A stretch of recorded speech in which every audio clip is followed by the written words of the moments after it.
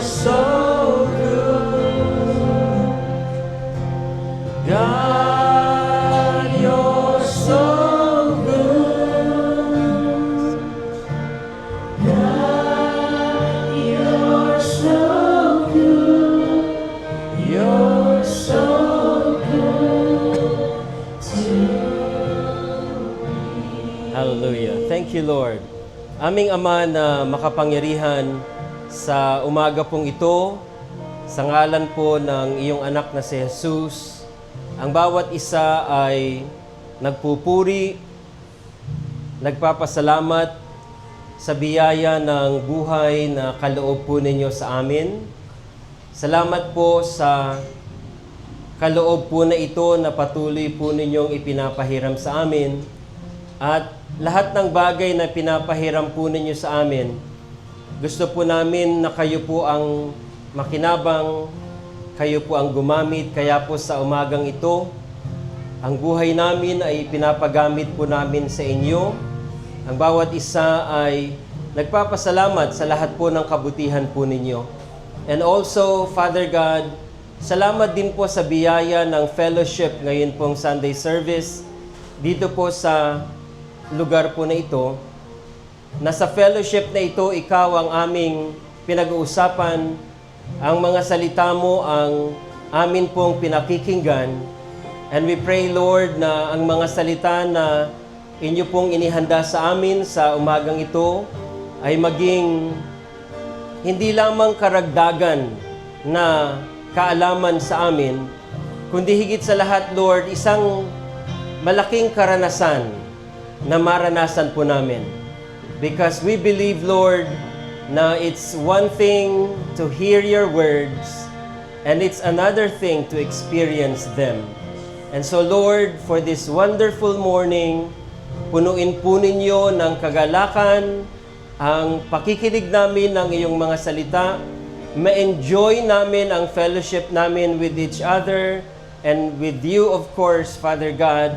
Salamat sa biyaya ng grasya mo.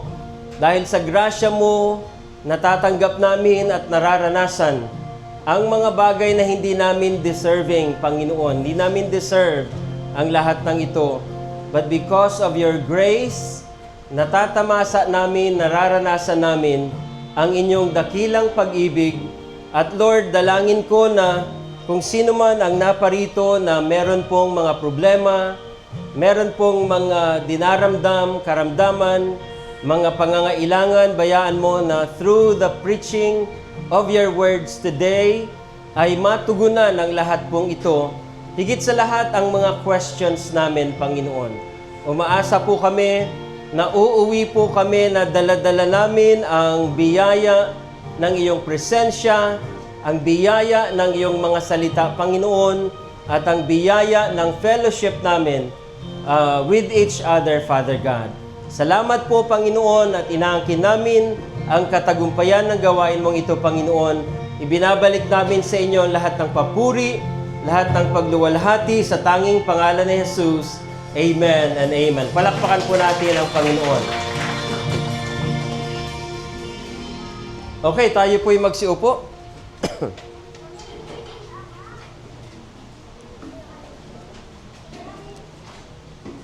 Praise the Lord. Thank you. Thank you so much.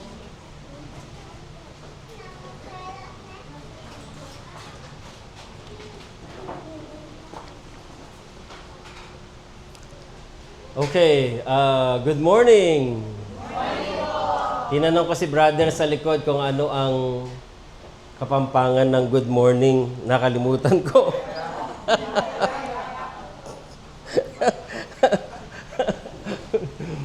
Kamusta po kayo dito sa San Roque? Okay, mabuti. Alam po ninyo, ine-expect ko po na nandoon po tayo sa bukid. Kaya sabi ko po kay Brother James, Brother James, sama ka. Dahil gusto kong makita yung bukid, sabi ko sa kanya.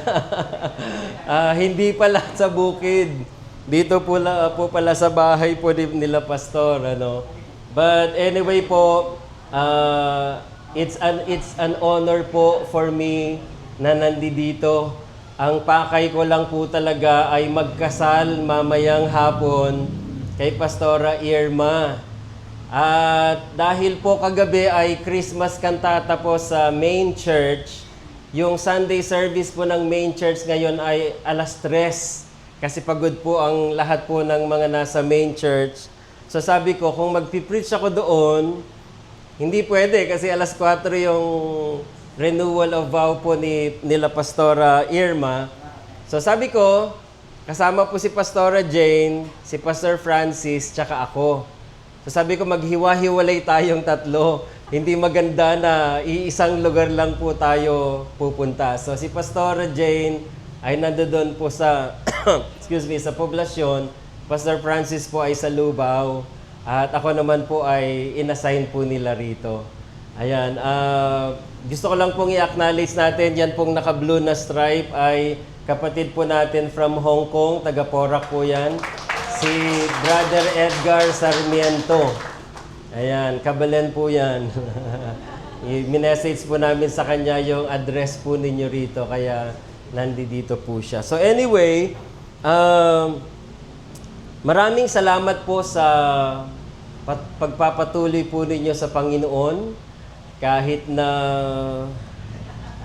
meron pong kaunting kiskisan, ay nagpatuloy po kayo sa Panginoon. Yun po ang mahalaga. Actually, kanina, nag-share din po ako ng kaunti doon sa poblasyon at bago po ako mag-share sa message po na atin pong ibibigay today, gusto ko rin pong banggitin ito. Meron pong 3 stages sa mga circumstances po natin. Yung prior or before, during, at saka after. Sa prior or sa before or bago mangyari yung pangyayari, ay nagkakaroon po tayo ng nagiging comfortable po tayo sa mga sitwasyon. Dahil before, ay hindi natin nararamdaman yung kiskisan, yung tension, or yung conflict sa relationship, but then something happens. And pag meron pong mga pangyayaring ganyan, nagugulat po tayo. Dahil una, ayaw nating mangyari yon. Anything na nagugulat po tayo, ayaw nating mangyari kasi komportable na po tayo eh.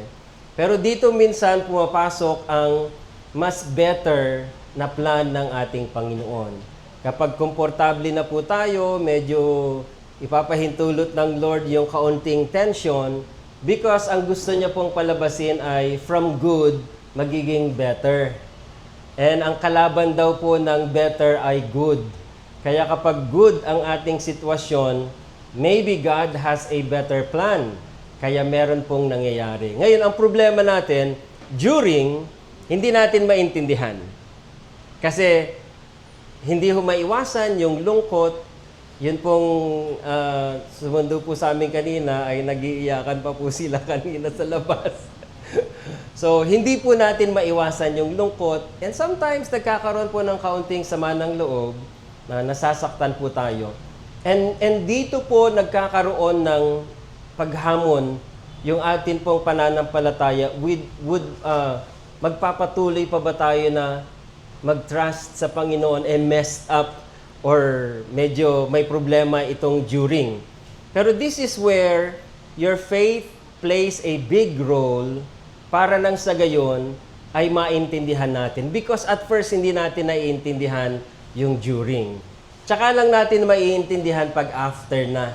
Sasabihin ninyo pagkatapos, kaya pala nangyari yon kasi kailangang mangyari dahil walang ibang paraan para hindi mangyari yung after na po na iyon. Ang tinatawag po natin dyan ay yung proseso na gusto na ipadaan ng Panginoon bago maisakatuparan, yun pong plan ng ating Panginoon. And in-upload ko po sila sapagkat yun pong mga nakaupo dati na komportable sa kanilang upuan, sila ngayon ang tumatayo. Sila po ngayon ang nag-MC, sila po ngayon ang humahawak ng microphone. Yung tatay ni Aaron ay siya po yung nag-introduction kanina. So sabi ko sa kanya, wow, hindi ka natakot. Kasi pag Alam nila na nandoon ako sa likod at nakikinig, nanginginig yung mga nagsasalita sa harapan, sabi ko sa kanila. And yun po yung isang maganda na nararanasan nila na after ng kaunting bagyo, na-upgrade po ang karamihan at tumugon po sila sa pagtawag ng ating Panginoon. Maybe who knows, that's God's way para ma-push po sila na simulan po nilang gawin yung ipinagagawa ng Panginoon because ito po'y lagi ko pong sinasabi na wala pong forever na attender. Kailangan po ninyong mag-progress, mag-upgrade. Kaya biyaya yun ng Panginoon. On the other hand, sa inyo naman po ay nakikita po natin yun pong willingness ninyo na despite na meron pong nangyaring ganyan, ay nagpapatuloy po kayo. Hindi kayo nalulungkot, hindi po kayo natitigilan. Yon. It did not stop you from serving and continuing sa inyo pong pagsaserve sa ating Panginoon. Kaya it's a blessing for me na makita ko po kayo na nagpapatuloy. Sa akin po bilang kasama po ninyo sa paglilingkod sa Panginoon, hindi po ninyo na itatanong, marami rin po akong problema. Problema sa family, problema sa ministry. Kung bilangan lang po ng problema, ako siguro ang pinakamaraming problema po pagdating sa ministry. And there are times na nag-iisip ka na, iniwan-iwanan ko yung pamilya ko sa US, iniwan-iwanan ko yung trabaho ko sa Amerika na pagkaganda-ganda, tapos ito pa ang aking mararanasan, di ho ba? So, tao lang naman po tayo, and hindi po ako perfect, at nag-iisip po ako na, balik na lang kaya ako sa Amerika. Doon, walang magpe-persecute sa akin, walang, alam nyo, walang marites, walang mga paninira. You're surrounded with people that loves you. But then, pag nakikita ko po kayo na may pinagdaanan pero nagpapatuloy kayo, nahihiya ho akong mag-isip ng ganon. Kasi hindi po ninyo na itatanong, malaking inspiration po kayo sa akin. In the first place, malayo po yung asawa ko tsaka yung pamilya ko. Ako lang mag-isang humaharap. Iba po yung kasama mo yung asawa mo at mga anak mo sa tabi mo na, Daddy, honey, sweetheart, okay lang yan. Maganda po yun kasi kasama. Pero pag nag-iisa ka, pagdating mo sa gabi na mag-isa ka lang doon sa kama na umiiyak, kakasama mo ang Panginoon. And then maaalala po ninyo yung mga taong kagaya ninyo na sa kabila ng lahat, nagpapatuloy po kayo. Doon po lumalakas yung aking kalooban. Nalulungkot din ho ako minsan. At medyo nasisipahayo yung aking puso. But then when I remember you, particularly kayo sa fresh na pagkakaroon po ng expansion, ayoko sabihin na split, expansion sa kaharian ng Panginoon, I am refreshed. Kaya po, it's really my honor po na makapag-share dito ng salita ng Panginoon. At may message po ako ni Pastor Romel, sabi niya, ito po ang inyong assignment sa buwan po na ito. Ang amin pong theme ay Why Jesus is the Answer. So, bago ko po ito basahin, itong text po natin, gusto ko po na magbigay ng kaunting background. Sino po sa inyong familiar sa four Gospels? Sinong nakakaalam? Okay.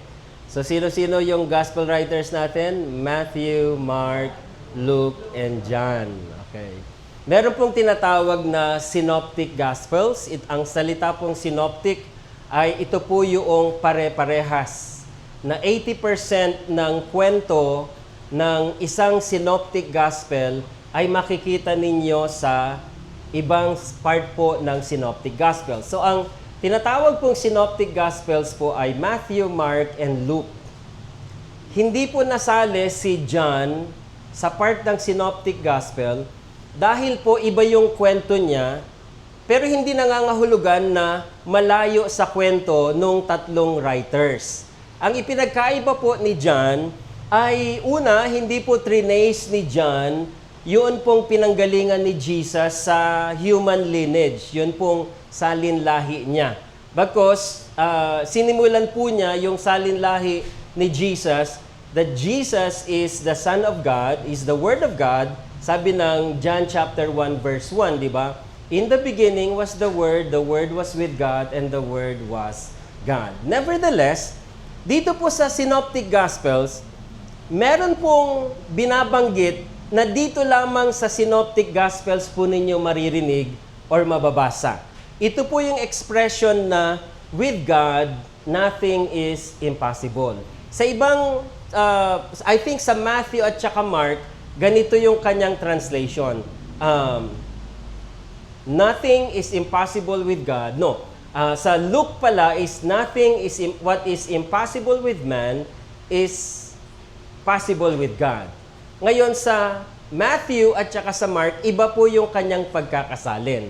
Ngayon, ang ibig ko pong tukuyin po rito ay, sa pagdating po sa aklat ni Lucas, magkaiba po siya ng introduction ng with God nothing is impossible. Because ang Mark at saka kay Matthew, kalagitnaan po binanggit ni Mark at saka ni Matthew yung phrase na with God, nothing is impossible.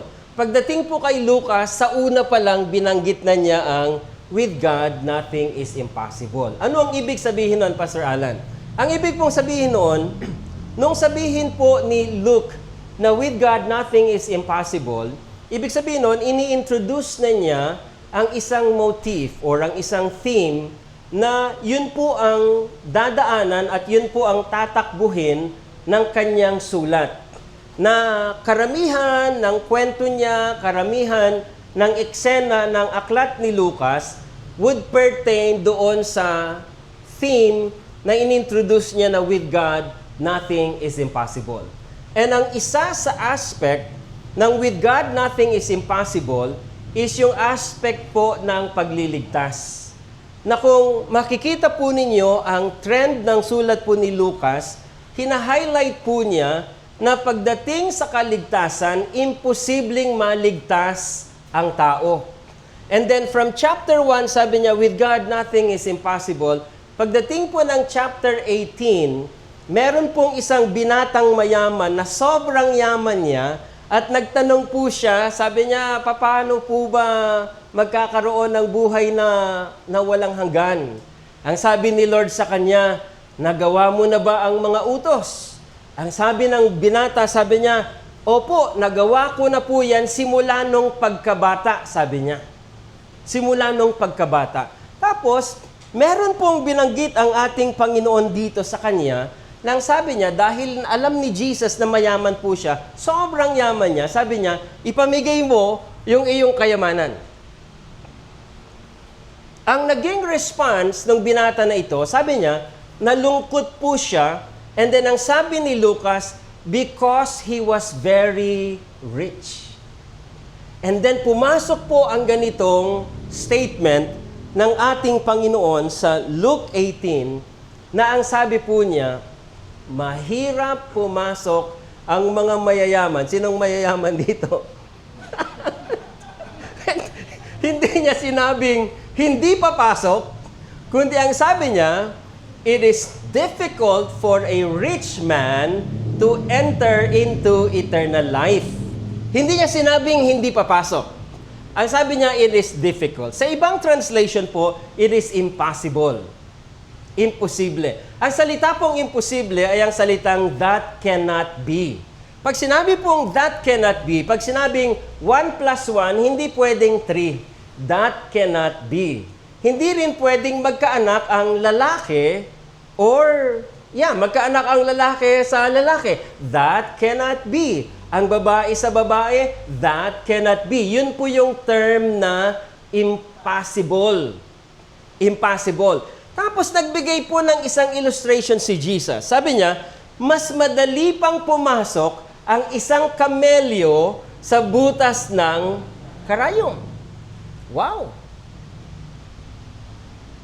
I hope nakikita po ninyo yung tinatakbo ng kwento na ito, na kung yung kamelyo, sabi niya, ay pwede pang pumasok sa butas ng karayom, Then, ibabalikan po ninyo ng konti yung kwento, sabi niya, it is impossible for rich people to enter the kingdom of God. Yun po yung illustration niya kung posible na ang kamelyo, which is impossible, na pumasok sa butas ng karayom, impossible. If yung camel is impossible, pero sabi ni Jesus, mas mainam pa na makapasok ang kamelyo sa butas ng karayom. So both statements ay nagbibigay po ng sinasabi pong imposible. Okay? Imposible. Now, watch this. Sa chapter 19, ang kasunod niya, or chapter 18, ang kasunod niya ay chapter 19. Now, inintroduce tayo ngayon ng isa pang rich man. Ang pangalan niya ay si Zacchaeus. Kilala ninyo si Zacchaeus? Gusto ninyong makita?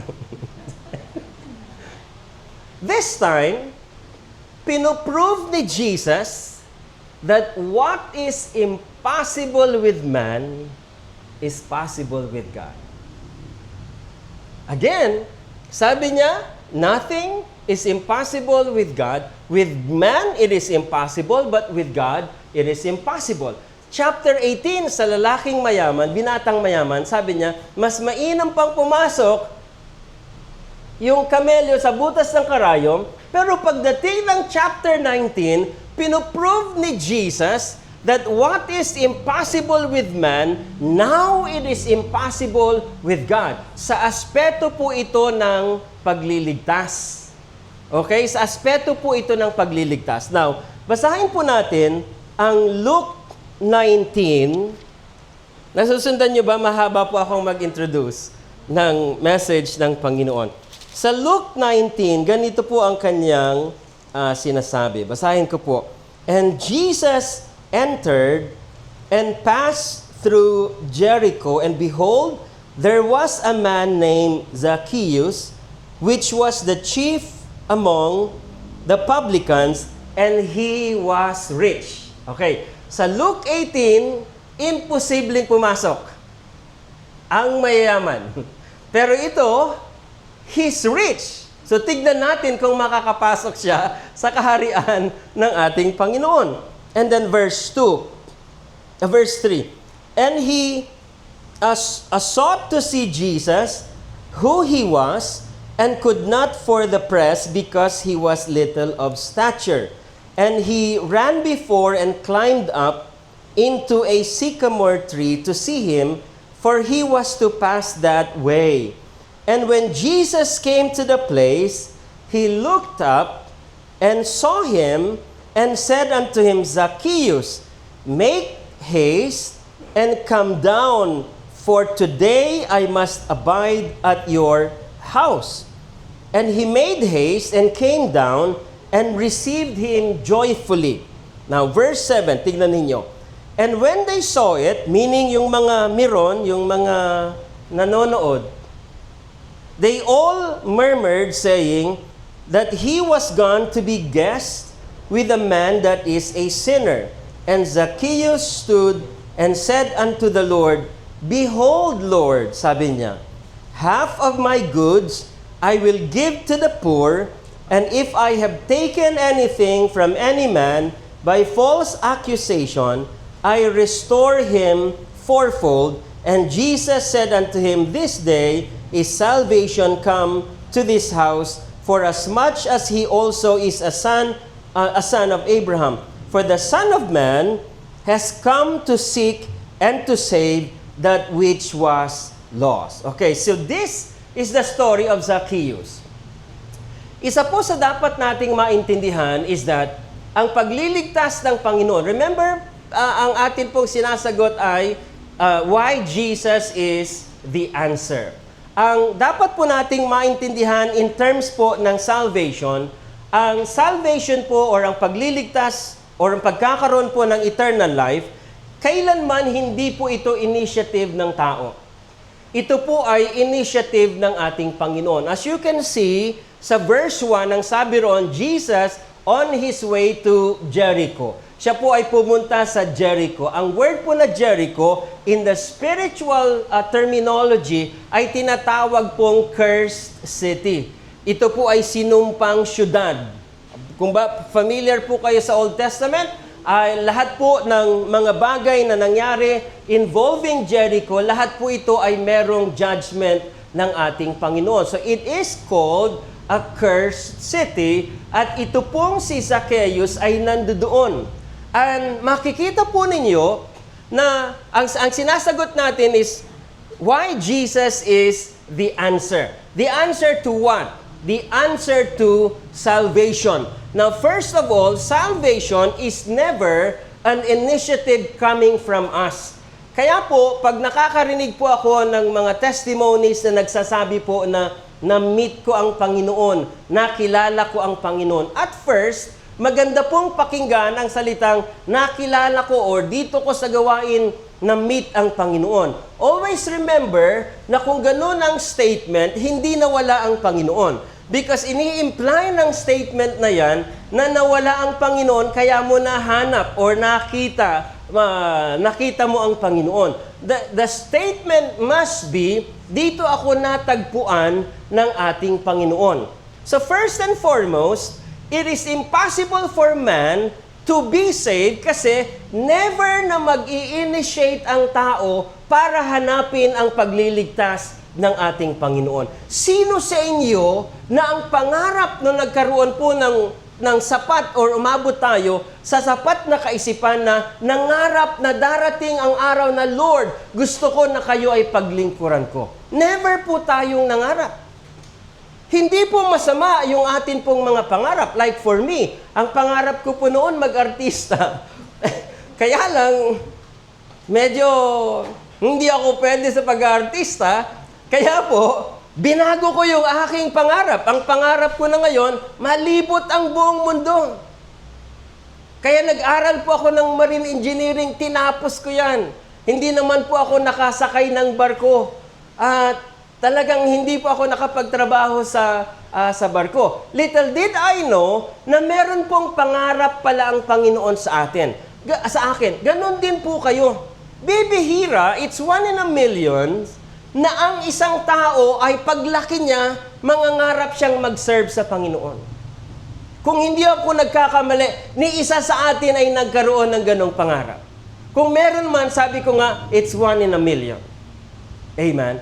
That goes to show na never na magiging initiative ng tao ang hanapin ang pagliligtas ng Panginoon. Alam nyo kung bakit hindi natin hinahanap ang pagliligtas ng Panginoon? Sapagkat nature or naturalesa ng tao na i-enjoy ang buhay na hiwalay sa Panginoon.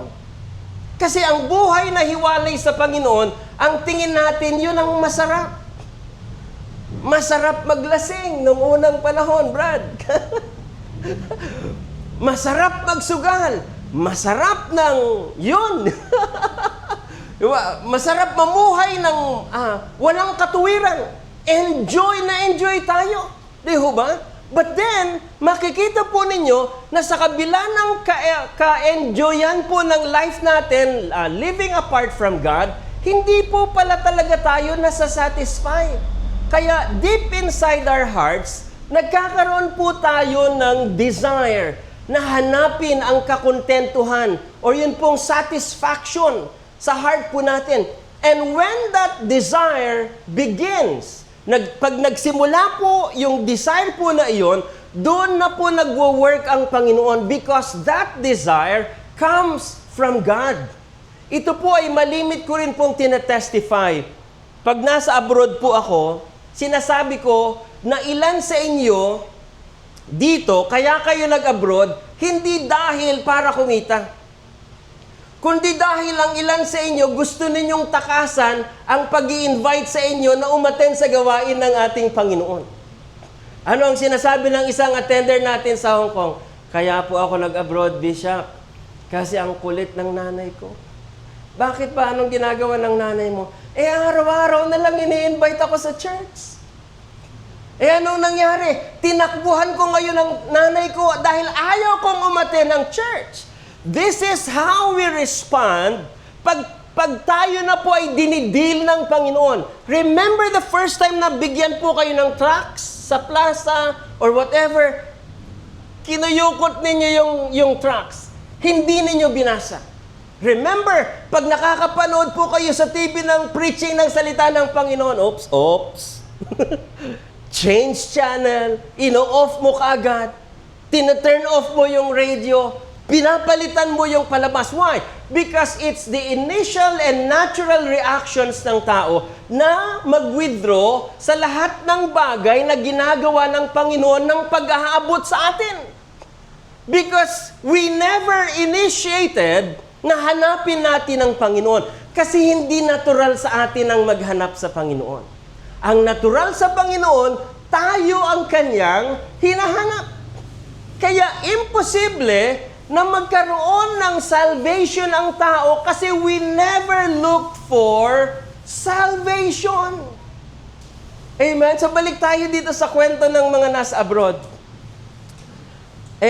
Anong nangyari ngayon sis? Sabi niya, pagpunta ko rito, unang linggo ko pa lang, sabi niya, pagpunta ko sa Central, yung black man na sinasabi nila sa Hong Kong, nandoon ang maraming mga sisters na nagbibigay, nag-aabot po ng mga tracts at nag-i-invite po, nag-i-evangelism.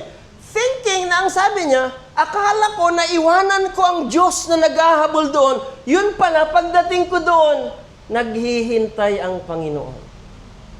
Isn't it na ganyan ang nangyari sa atin? The more na umaatras tayo sa pag-aanyaya ng Panginoon, little did you know, akala mo nakalusot ka, then all to find out, nandoon pala ang Panginoon. Amen. It is impossible with man. It is impossible because ayaw nating hanapin ang Diyos. Ayaw nating hanapin ang pagliligtas ng Panginoon. But Jesus made it possible kasi una makikita ninyo na hindi si Zaccheo ang naghanap kay Jesus, si Jesus ang naghanap kay Zaccheo. And mind you, tignan po ninyo, isa pang impossibility sa life po ni Zaccheo is this. Yun pong kanyang status. Ang status po niya, siya po ay rich man. Pangalawa, siya po ay tax collector. Pangatlo, siya ay chief tax collector. Parang DPWH, ano lang. Joke. Yun bang, meron po kaming na-meet sa Iloilo na nagtatrabaho po sa DPWH. Sa gara ng suot, talaga naman. Kaya lang, nung nagpakilala siya na, I work for DPWH, bang! Biglang nagbago yung perception ko sa kanya. Pero sabi niya, I am not like that, Bishop. Hindi ako ganyan, Pastor, sabi niya. So, ito po yung ibig kong sabihin, during the days ni Jesus, pag ikaw ay empleyado ng Roma, automatic ang mindset sa iyo ay corrupt. Because in reality, ang pagkakaroon po ng involvement ng isang Hudyo, kasi si Zaccheo po ay Hudyo, sa employment sa Rome ganito. Dahil nasakop ng Roma ang Israel, ang gagawin po nila, mag-i-employ po sila ng mga manggagawa. Halimbawa, okay, sinong gustong mag-tax collector? Magbi-bidding po sila. Kung sino yung pinakamababa ang bidding, parang ginamit ko lang yung term para makarelate po kayo na parang ganito lang ang nangyayari sa Pilipinas. So apparently, si Zacchaeus po ay napili.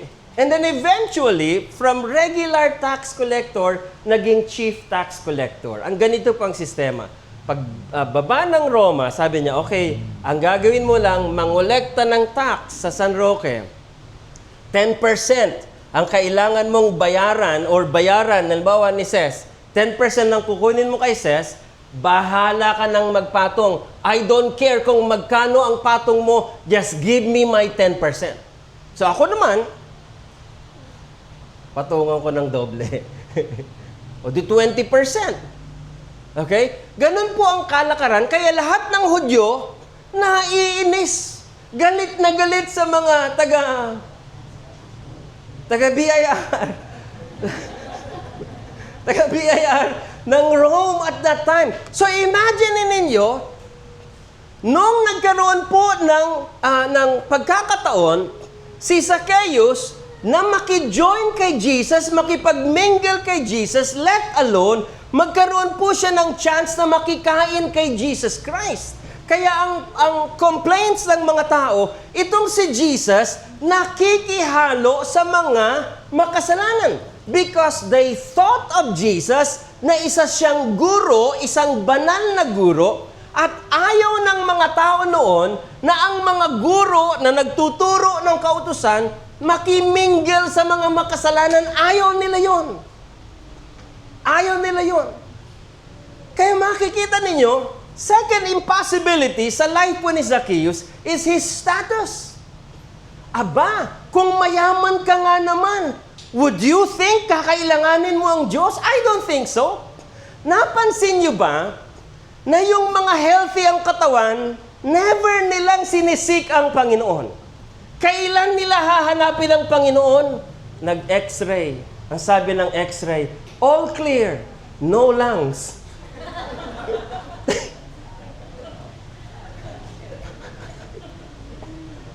Aba, nung wala pang nararamdaman, walang prayer, walang simba, walang Bible reading, hindi nakikinig sa pangangaral, pero nung all clear, no lang, anong sabi niya? Diyos ko po, mahabag po kayo sa akin.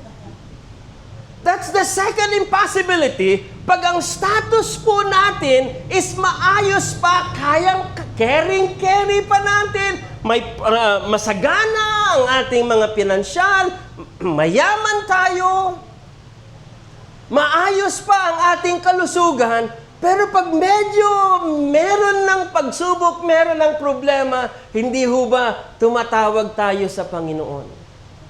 Meron po akong uncle dyan sa Tarlac, Kapampangan. Lahi ho din po ako Kapampangan. Kapampangan po yung nanay ko sa Tarlac. Namulat po ako. Every summer, umuwi po kami ng Tarlac. Wala po akong araw na hindi nakita yung tiyuhin ko na yon na hindi umiinom. Kaya nung tumatanda na ako, nag-college, nag-high school, nag-college, every day, as in every day, you could smell yung sweat niya na amoy 4 kantos. Never po niyang pinakinggan yung pag-share ko, Uncle, ganito, ganito, ganito, ganito. Nung college na po ako, nakakilala na po ako sa Lord, masisira ang iyong katawan. Never po niyang pinakinggan. Eto ngayon, nung sumasakit na po yung, yung dibdib po niya, at ang sabi ng doktor, sabi niya, Sir, wala na ho kayong liver. Sunog na ho yung baga ninyo. Sabi niya, doon po siya nag-start na pakinggan yung sinashare ko po sa kanya. Why? Because nag-change na yung status niya. As long as yung status natin, regardless sa finances, sa pangangatawan, or wala pa po tayong problema, hindi natin kinikilala na kailangan natin ang Panginoon. Kailangan dumarating yung awareness natin na kailangan natin siya only when something happens. All clear. No lungs, Brad. Diyos ko po, mahabag po kayo sa akin. Eto ang maganda. Doon naman po sila nagsusumikap na hanapin ang Panginoon. Naalala ninyo yung mga kabataan na kagaya ko, hindi niya siguro naabot na noon. Yung naglindol dyan sa ang sentro ay Baguio. Naabutan po ninyo. First Sunday, after na naglindol, na ang sentro po ay Baguio, na meron pong hotel na bumagsak po dyan at marami pong mga namatay. Bigla pong dinumog yung mga simbahan. Pagdating ng araw ng linggo, puno, apaw ang simbahan. Nung wala na pong lindol, 3 buwan ang nakakalipas, balik na naman sa dati. That's why it is impossible for man to be saved. Okay? Third impossibility is this, brothers and sisters in Christ. Dahil sa kasalanan, nangungupit si Zacchaeus. Okay? It's not just his status, okay? But also his sin. Dahil sa pangungupit niya, ang pangungupit niya is the external evidence na meron po siyang kasalanan. Kailan ba tayo nagkakasala or kailan ba nagiging makasalanan ang isang tao? Gusto ko pong pakinggan ninyo ito. Tayo, ang interpretation natin, nagiging makasalanan ng tao kapag nakakagawa ng kasalanan. Okay? Pero alam niyo ba, nagiging makasalanan ng tao, hindi lang pag gumagawa siya ng kasalanan, kasi bago pa man siya gumawa ng kasalanan, makasalanan na siya. Amen. And that's one of the greatest reasons bakit po imposible sa tao ang maligtas. That is very impossible, mga kapatid. Because sa harapan ng Diyos, ang Diyos po ay banal. Never po siyang tumatanggap ng mga bagay na manggagaling, excuse me sa word, sa mga taong hangal, sa mga taong banal, sa mga taong hindi banal. Because He never accepts anything na hindi holy sa harapan ng Diyos. Meron po siyang standard. Amen? Isa po sa standard ng lumang tipan ay ganito. Pag sila po ay maghahain ng mga tupa, ang tawag po ay ang salitang perfect. Kailangan perpekto. Yung mga tupa noon, ini-inspect po yan. Marami pong mga pariseyo, maraming mga eskriba, na dadalihin po ng mga tao, yun pong mga offer nilang mga tupa at mga kambing, ini-inspect po yan. Pag meron pong isang puting buhok, yung tupa, reject po kaagad. Because, ang standard ng tupa noon, kailangang perfect. Hindi po, walang deformity sa katawan. Hindi dapat pilay. Kailangan iisang kulay lang. Lahat perfect po. Externally, dapat perfect po yun. Ganon kahigpit ang lumang tipan pagdating po sa offering para sa kasalanan. Ngayon, how can you make an offering so perfect if you are a sinner? Never kang makapagbibigay ng isang perfect na offering if you are a sinner. Ano ang sabi nila? You can only give what you have. If you're a sinner, you offer sinful sacrifice. What's impossible with God, with man, is possible with God. Now, first, si Jesus ang nagpunta sa Jericho. Now, watch this. I don't know kung na-share ko na po ito sa inyo. Umakyat sa puno ng, sigurado kayong sycamore? Chine-check ko lang. Sa puno ng sycamore, si Zacchaeus. Ito po ngayon. Sabi po ng mga botanist, ang isang puno ng sycamore ay isang puno na hindi gaano lumalaki. Okay? Pero for that tree na kayang akyatin ng kahit na maliit na lalaki, pero full-grown man siya, yung stature niya ay maliit, that tree has to have been planted 50 to 60 years ago. 50 to 60 years ago. Okay. What's impossible with man is possible with God. First, si Jesus ang nagpunta sa Jericho. Second is this. 50 to 60 years ago, merong puno ng sycamore, merong seed. Ano ba yung seed? Buto ng sycamore. Who knows kung sino ang nagtanim? Intentionally ba or kinain ng uwak at inano ng uwak? Dumumi yung uwak doon? Is it possible ba na nadala ng mga kamelyo, tinapak-tapakan, and then naibaon sa lupa, and then eventually lumaki po yung puno ng sycamore? Because fast forward, 50 years after, Is it possible na alam ni Jesus that 50 years after na maitanim yung puno na yon, merong isang maliit na lalaki na maghahanap kay Jesus? At kakailanganin niya ang isang platform, ang isang puno na kanya pong aakyatin para makita niya ang ating Panginoon. Ang tawag po natin diyan is divine providence. Amen.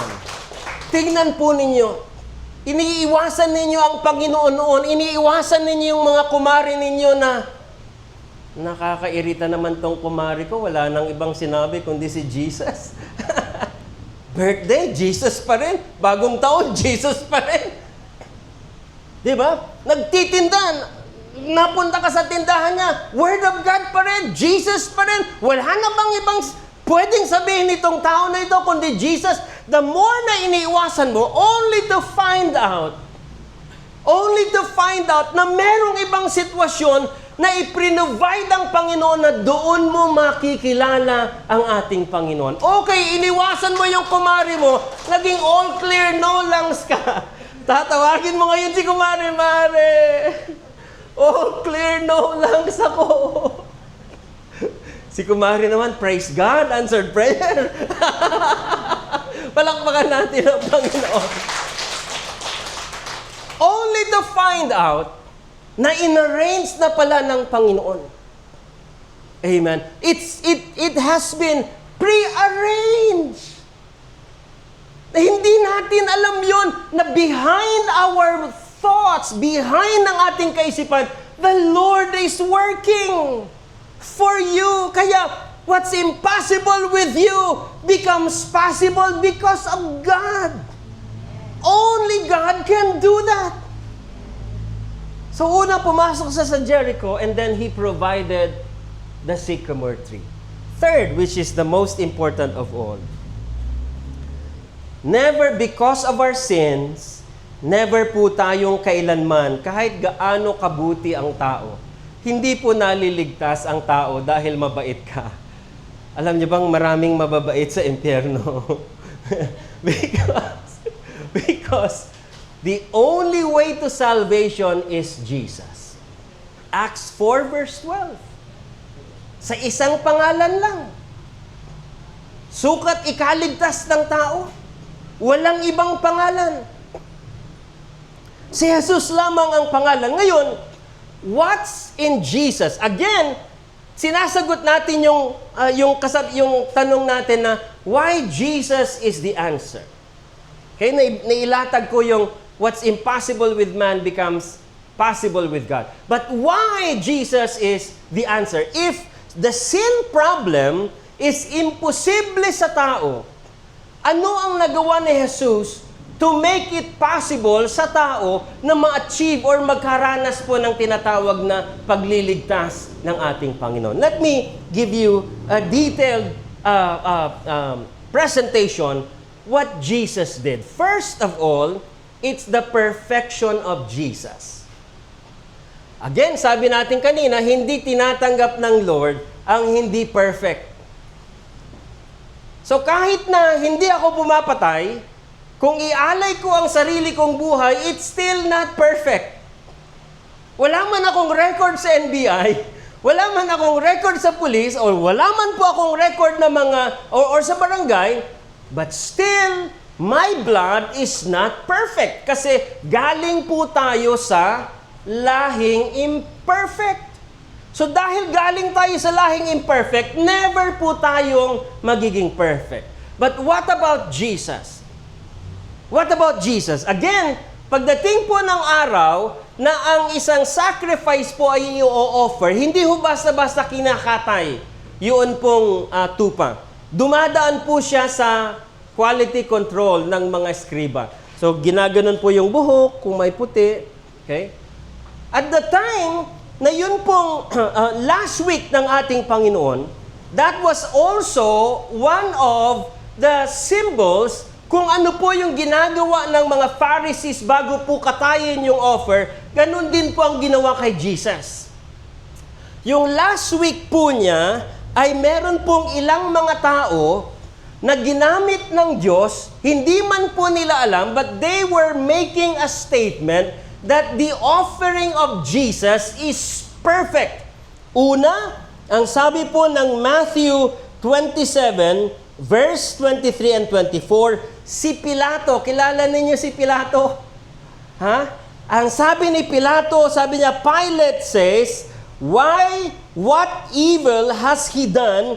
And then, hinugasan niya po yung kanyang kamay. Dahil inaakusahan siya ng mga Hudyo, patayin siya, patayin siya, patayin siya. Ang tanong ni Pilato, ano ba ang nagawa niyang kasalanan? And then hinugasan niya po ang kanyang kamay. Pagdating po ng Luke 23, ang sabi ni Pilato, "I find no fault in this man." So maliwanag kay Pilato na walang bahid ng kasalanan itong si Jesus. So that's the first examiner. The second examiner ay yun pong asawa ni Pilato. Nagkaroon po ng dream yung asawa ni Pilato at ang sabi niya sa Matthew 27 verse 19, she warned Pilate, ang sabi niya, "Have nothing to do with that righteous man." Ang sabi ni Pilato, "I find no fault in him." Ang sabi ng asawa niya, "Righteous man." Pangatlo ay yung Roman centurion. At nung nakabayubay na po sa krus ng Kalbaryo ang Panginoon, sabi ng Roman centurion sa Matthew 27, verse 54, sabi niya, "Truly, this was the Son of God." This was the Son of God. Pang-apat na examiner ay yun pong nakakasama niyang magnanakaw na nasa, I don't know if it's left or right, na ang sabi niya, "This man has done nothing wrong." Kasi ang sabi nung isang kasama niyang magnanakaw, ay itong kasama natin ay makasalanan din, kaya po siya nabayubay sa krus. But itong isa, sabi niya, "This man has done nothing wrong." So in essence, ang ating Panginoong Jesucristo, there were 4 actual people na nag-determine na si Jesus po ay isang perpektong tao. No fault, righteous man, walang ginagawang kasalanan, perfect. So when Christ died on the cross, because He was so perfect, the offering was also perfect. Amen. Kaya pagdating po ng Book of Hebrews, ang sabi ngayon ng writer ng Book of Hebrews, he offered himself, and then this statement came, once and for all. Once and for all. Kaya pala, Jesus is the answer. That's why Jesus is the answer. Because first and foremost, ulitin ko ulit, siya ang nag-initiate. Siya ang nag-provide ng mga pangyayari for us to be aware of our need of Him, and then ultimately, His perfect sacrifice. It was so perfect, brothers and sisters, dahil ang ginagawa ng dugo ng mga hayop po noon, once na nag-spill out po yung dugo ng animal sacrifice, ang style po ay kino-cover niya yung kasalanan. Halimbawa, itong pulpit po natin na itim, for example, na spill ang dugo, ang ginagawa po ng blood ng animal at that time, kino-cover niya po yung sin. Pero nandoon pa rin yung sin. Ang kaibahan ng dugo ni Jesus Christ, hindi niya lang kinover, He removed sin. Kaya nga po, nung dumating po ang ating Panginoon, ang sabi ni Juan Bautista, sabi niya, "Behold, the Lamb of God who takes away the sin of the world," who takes away, not cover the sin of the world, but takes away the sin of the world.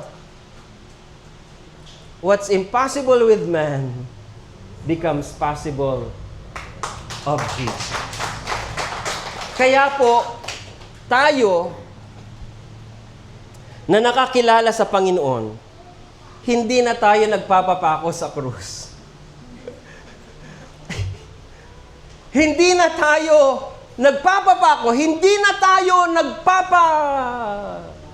hagupit to pay for our sin. I remember very clearly nung unang panahon, ang lola ko dyan sa Tarlac, ang mga leader noon, dahil marami po siyang apo, pagdating po ng pabasa, lahat kaming apo magbabasa. May kanya-kanya po kaming oras ng madaling araw. Ang mga tiyuhin ko naman, habang nagbabasa kaming mga anak nila at mga pamangkin, nagiinuman sa likod. Pagdating ng araw, yung mga nagiinuman, sila yung magaganon, thinking that what they are doing would remove sin.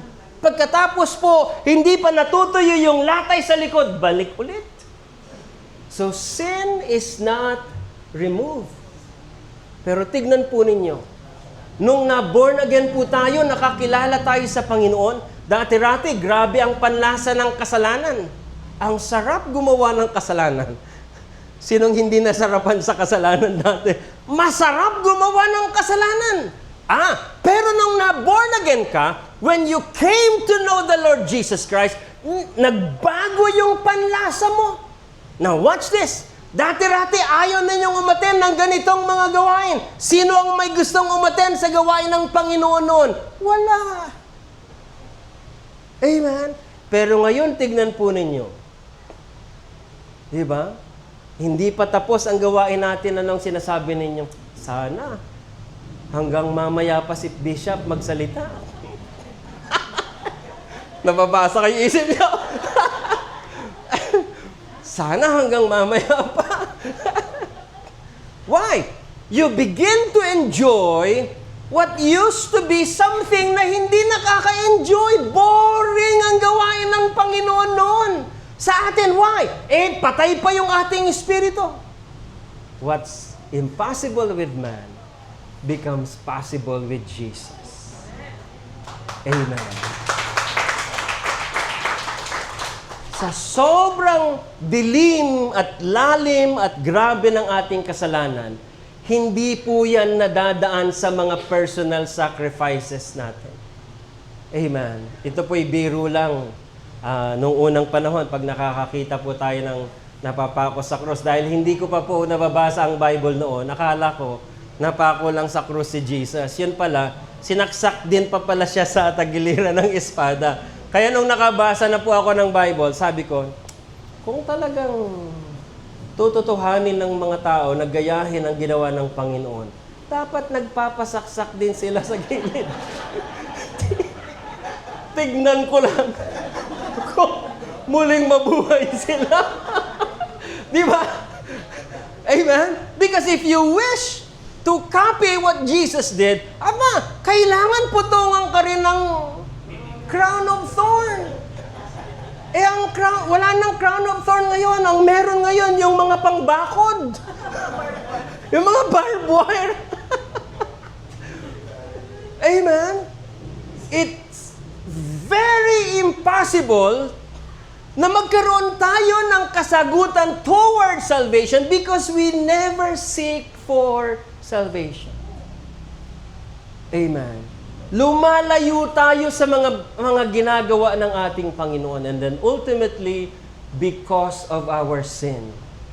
Ang pinakamaganda, mga brothers and sisters, walang kasalanan na hindi kayang linisin ng banal na dugo ng ating Panginoon. Amen. Nakakilala na ho ba kayo ng tao na sa wari ninyo hindi tanggap ng mga tao? Example, ito po'y tabu nung unang panahon. Nung unang panahon, pag ikaw ay may tato at pumasok ka ng church, ano ang sabi ng mga tao? Galing to ng iwahig. Because ang tinatatuan, ang nagtatato noon dito sa Pilipinas, yung mga nasa loob ng bilangguan, tama ba? Kaya pagpasok mo at meron kang tato, aloof ka ngayon. Bakit? Ano kayang krimen nitong tao na to? Ganito ang kalalagayan natin sa harapan ng Panginoon at ganito rin ang kalalagayan natin sa harapan ng mga tao. Pag ikaw ay well-known na Marites, oops, pumasok si Marites sa San Roque. Kilalang-kilala siyang Marites. Natural na ayaw mong makihalubilo sa kanya. Ito ang ikinakaso ng mga Pariseyo kay Jesus nung tanggapin niya si Zacchaeus. Ang sabi ng mga Pariseyo, why is he eating with the sinners? Ang sabi naman ng Panginoon pagdating sa bandang huli, kaya ako naparito para hanapin ang mga makasalanan upang ang mga may sakit ay bigyan ng kagalingan. Kaya po, dito sa mundo, expected po ninyo na yun pong, excuse me sa word, yun pong mga latak ng lipunan, yun pong mga tao na hindi tanggap ng lipunan, tinatanggap ng Diyos. Kaya pag nakita yung Marites na pumasok sa gawain ng San Roque LOTN at tinanggap natin, ang sabi ng mga kapitbahay, bakit kayo tumatanggap ng mga Marites? Ang sagot natin, ito ang dahilan kung bakit napako sa krus ang ating Panginoon. Ang ini-imply po natin sa paggawa natin na yan, na ginaya natin sa Panginoon is this: walang kasalanan na hindi kayang patawarin at tanggapin ng ating Panginoon. And the most important thing, brothers and sisters, walang tao na hindi kayang baguhin ng Diyos. Amen. Walang tao na hindi kayang baguhin ng Diyos. Kahit gaano pa man po siya kasama, kahit gaano pa man po kadilim ang kanyang pinanggalingan, meron na po ba kayong kilala na expected ninyo na hindi siya tatanggapin dahil sa kanyang pamumuhay? I know a lot of people. I know a lot of people. Marami po akong kilala, nakapatay. Sabi niya, Pastor, kaya ho ba akong tanggapin ng Panginoon? Ang sabi ko, walang bilang ng kasalanan na hindi kayang tanggapin ng Panginoon. Gaano man karami yan. Amen. Why? Because the blood of Jesus is so powerful na yun pong imposible. Anong sasabihin ng mga tao? Imposibleng magbago yan. What's impossible with man is possible with God. That's why Jesus is the answer. Let's all stand.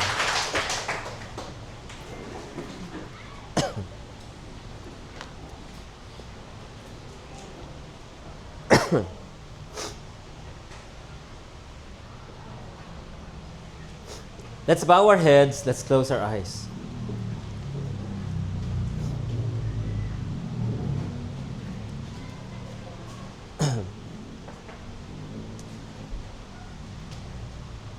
Isa pong malaking karangalan na maranasan po natin ang biyaya ng Diyos sa buhay po natin. Wala pong kasalanan ang hindi kayang patawarin ng Panginoon. Maaring ang feelings po natin ay napakahirap mong paniwalaan na kakayanin ka pang tanggapin or kakayanin kang yakapin ng Panginoon. Pero ang sabi niya kay Zacchaeus, sabi niya sa mga tao, this is why I came. Because I came to seek those who were lost. Those who were lost.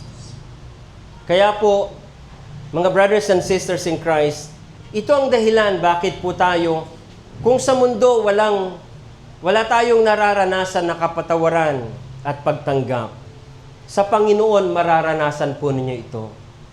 Imposible pong yakapin kayo ng mundo dahil sa ating mga nagawang kasalanan. But what is impossible with man is possible with God. Dakilang Diyos, aming Amang nasa langit, Salamat po sa biyaya na inyo pong ipinagkaloob sa pamamagitan ng iyong anak na si Jesus.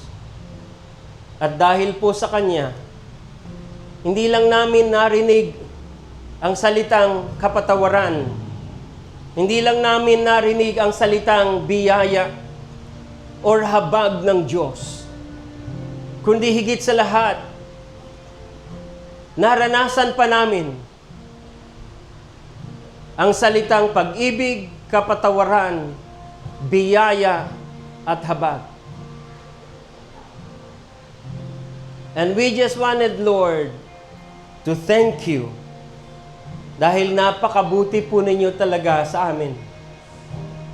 Maraming salamat sapagkat sa tingin namin sa aming sarili, hindi kami karapat-dapat. Pero pinaging dapat po ninyo ang bawat isa.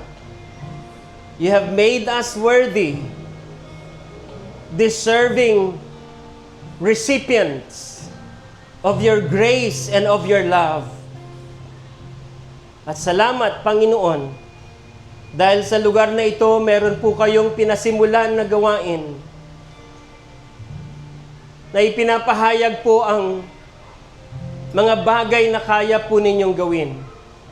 Dalangin ko, Panginoon, na sa bawat isang narito, ay Lord, i-bless mo ang kanilang mga puso, na ang kanilang naranasan ay kanila pong i-share sa mga tao na kanilang makakasalamuha. Na si Jesus ang kasagutan sa lahat. Na si Jesus ang naghahanap sa amin. Na si Jesus ang nag-arrange ng mga circumstances namin, Panginoon. Kaya namin narinig, natutunan, naranasan ang iyong mga salita. At higit sa lahat, si Jesus ang naging sakripisyo para sa aming mga kasalanan. Sa tanghaling ito, Panginoon, pagpalain po ninyo ang bawat isa. Abutin po ninyo ang bawat isa. At dalangin ko, Panginoon, na magkamayroon ng panibagong sigla ang kanilang puso tungo sa pagbabahagi ng iyong mabuting balita. Na kung papaanong hinanap mo kami, Panginoon, hinabol-habol na parang aso, na maraming beses ka namin na ni-reject, dinecline, but still, hindi po kayo napagod sa amin.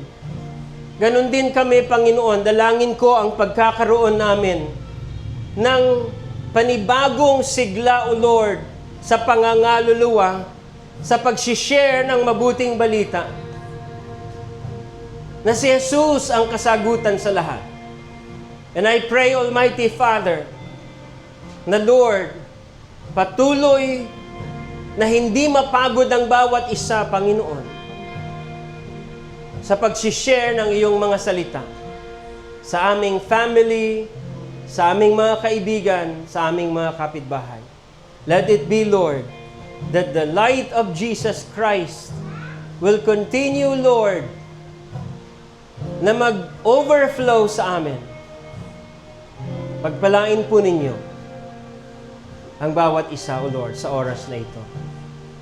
And so, Father God, I pray, as I lay my hands sa bawat isang narito, Panginoon, dalangin ko, O Lord, na patuloy mo pong i-empower sila to do the work in your kingdom, the work of the Great Commission, the work of proclaiming the goodness of God, the gospel of our Lord Jesus Christ. In the name of Jesus. Amazing love that welcomes me, the kindness of mercy that bought with blood, wholeheartedly, my soul undeserving. Yes, Lord. Yes, Lord. Yes, Lord. You're so good, God. You're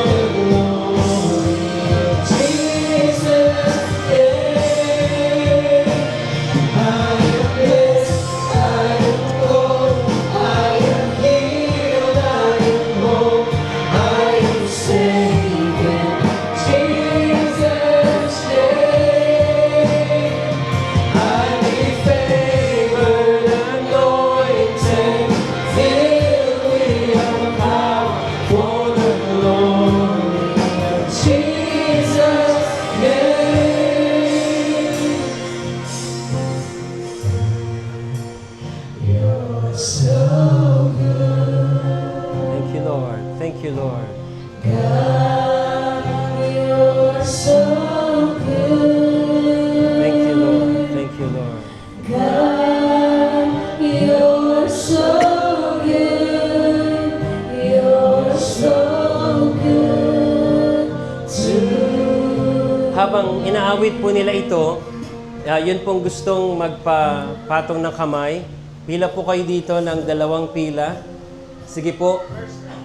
Habang umaawit po sila.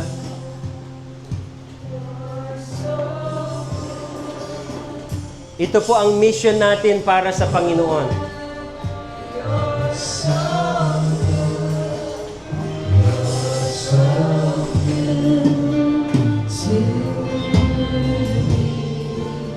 At pagpalain mo, Sister Lolet, O Lord God, I pray na ang burden sa kaluluwa ay patuloy, Panginoon,